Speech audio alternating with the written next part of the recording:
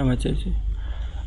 क्रांति लाने के लिए धारणा पे काम करें कि मैं अभी आत्मा हूँ, शरीर नहीं हूँ, मन नहीं हूँ, या फिर स्वीकार है कि अभी मैं शरीर हूँ, अहंकार है, तो क्रांति आएगी, आत्माराम तक पहुँचेंगे। दोनों में से कौन सा? जिंदगी के साथ जरा जुड़ते क्यों नहीं? जिंदगी के साथ जुड़ो तो इन सब शब्दों से निजात मिले।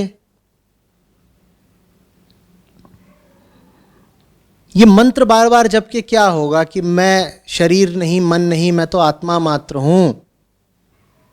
जो जीवन का नर्क है, जिसने खौफ में रखा हुआ है, बिल्कुल सबके जीवन में खौफ है ना? बोलो।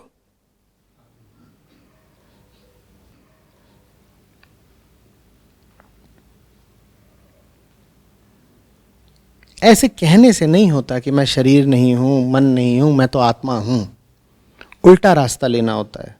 उल्टा रास्ता समझो। हां, मैं शरीर ही हूं अपनी नजर में, और अपने आप को शरीर मानने का जो अंजाम है वो भुगत रहा हूं। क्या मैं भुगतना चाहता हूं ये अंजाम? क्या मैं चाहता हूं कि अभी जो मेरी स्थिति है बनी रहे? अगर नहीं चाहता हूं कि मेरी ऐसी ही स्थिति बनी रहे, तो मुझे अपने आप को शरीर मानना छोड़ना होगा, क्योंकि मेरी सारी दुर्गति का कारण मेरा देह भाव ही है। तब छूटता है देह भाव। ये मत जल्दी से कह दो मैं देह नहीं हूं, मैं तो आत्मा हूं, मैं मन नहीं हूं, मैं तो आत्मा हूं।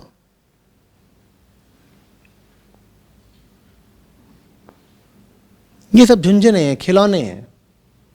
जिस मन को नकार रहे हो, उसी मन की लहरें हैं ये सब विचार। मैं मन नहीं हूं, मैं शरीर नहीं हूं। जमीन पर आओ, यथार्थ पर आओ। पूछो अपने आप से कि अगर मैं शरीर नहीं होता तो मुझे इतना डर क्यों लगता? अगर मैं शरीर नहीं होता तो दूसरे शरीरों के प्रति मुझ में इतनी आसक्ति क्यों होती? शरीर को ही तो शरीर से आसक्ति होगी ना। जो अपने आप को शरीर मानेगा वही तो दूसरों को शरीर मान रहा होगा, तभी तो दूसरे के शरीर उसे इतना ललचाते होंगे। पूछो अपने आप से, खुद को शरीर मान के मिल क्या रहा है मुझको? शरीर मानने से तो घाटा ही घाटा दिख रहा है, तो क्या मेरे पास कोई विकल्प है शरीर न मानने का खुद को? अगर मेरे पास वो विकल्प है तो भाई उस विकल्प को आजमाना चाहिए, क्योंकि ये जो शरीर वाला विकल्प है कुछ जच रहा नहीं है। इसमें घाटा है, मामला जम रहा नहीं है। ये चीज दिखाई देनी चाहिए ना। हम में से कोई ऐसा नहीं है जो घाटे में जीना चाहता हो। जब दिखने लग जाता है कि देह भाव रख के, मन भाव रख के घाटा हो रहा है, तो फिर हम खुद ही वो सौदा बंद कर देते हैं।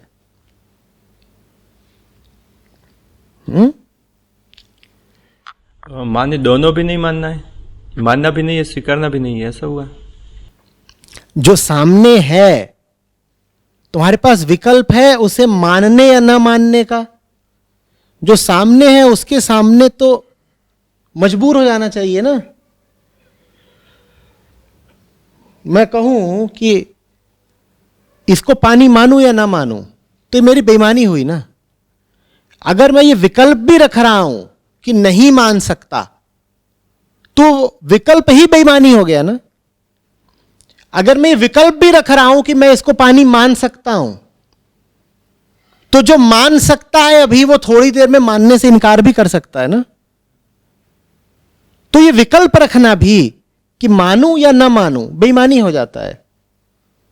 जो चीज जैसी है जस का तस, उसको अभी स्वीकृति देनी पड़ेगी, एक्नॉलेजमेंट देना पड़ेगा।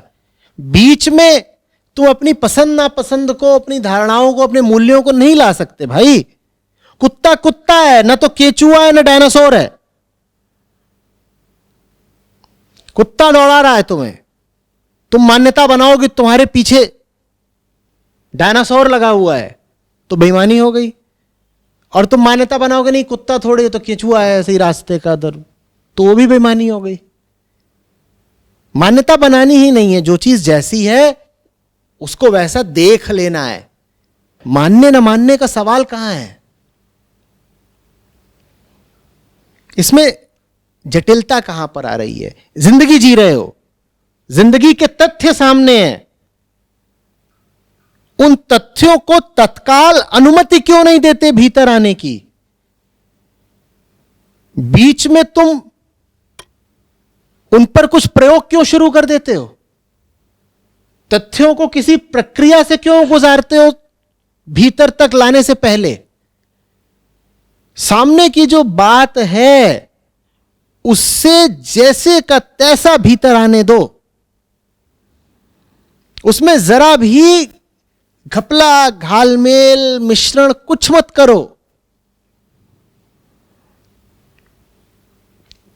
कोशिश तो यहां तक करनी चाहिए कि जो घटना घट रही है उस घटना को नाम तक मत दो। जितना समय लगाओगे ना उतना तुम घटना के यथार्थ से दूर होते जाओगे और भीतर बस एक विकृत छवि बचेगी। अब तुम तक यथार्थ नहीं पहुंचा है, यथार्थ की एक विकृत बिगड़ी हुई डिस्टॉर्टेड छवि पहुंची है। यह नहीं होने करने देना है। बात खट से लग जाए, सोचने की जरूरत भी ना पड़े। जो सामने है उसको लेकर के सोच को बीच में मत आने दो। कुछ बुरा लगा, हां लगा, इसमें अब तुम सोचने लग जाओगे तो जो जो चोट लगी थी भीतर, उस चोट को तुम किसी तरह का अलंकृत नाम दे दोगे। कहोगे नहीं ये चोट नहीं है, तो कामदेव का बाण है। नहीं ये चोट थोड़े ही है, ये तो किसी ने अपने दुपट्टे से सहलाया है हमको। नहीं ये चोट नहीं है, ये तो कोई हमारा शुभेच्छु है जो जीवन का सबक दे के गया है। चोट लगी तो लगी, और जब चोट लगी अनुभव उसी समय हो गया ना। बस जब अनुभव हुआ उसी वक्त उस अनुभव को भीतर आने दो। उस अनुभव के साथ नाम, किस्सा, कहानी मत जोड़ो।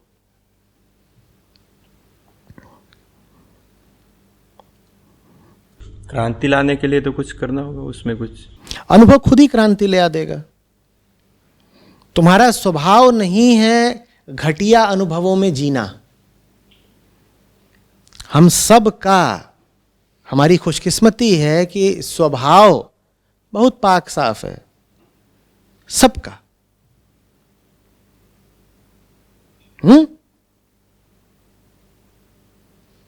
एकदम साफ।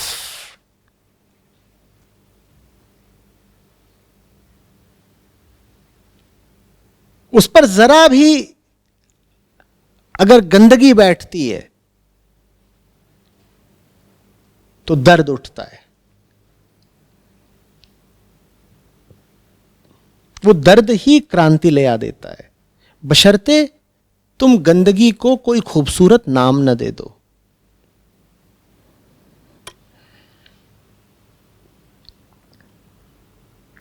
हमारा स्वभाव ये है ही नहीं कि हम क्षुद्रता को, डर को, झूठ को, भ्रम को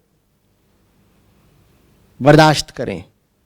तुम्हें अच्छा लगेगा ही नहीं, तुम हल्के नहीं रह पाओगे, मुक्त नहीं रह पाओगे, सहज नहीं रह पाओगे। तो सहज रहने का सबसे अच्छा तरीका है कि अपनी असहजता को छुपाओ मत खुद से। तुम असहज हो ये तत्काल स्वीकार कर लो बिना किसी घपले के। ये जो असहजता का स्वीकार है, यही असहजता को मिटा देगा। तुम्हें सहज होना पड़ेगा, स्वभाव मजबूरी है।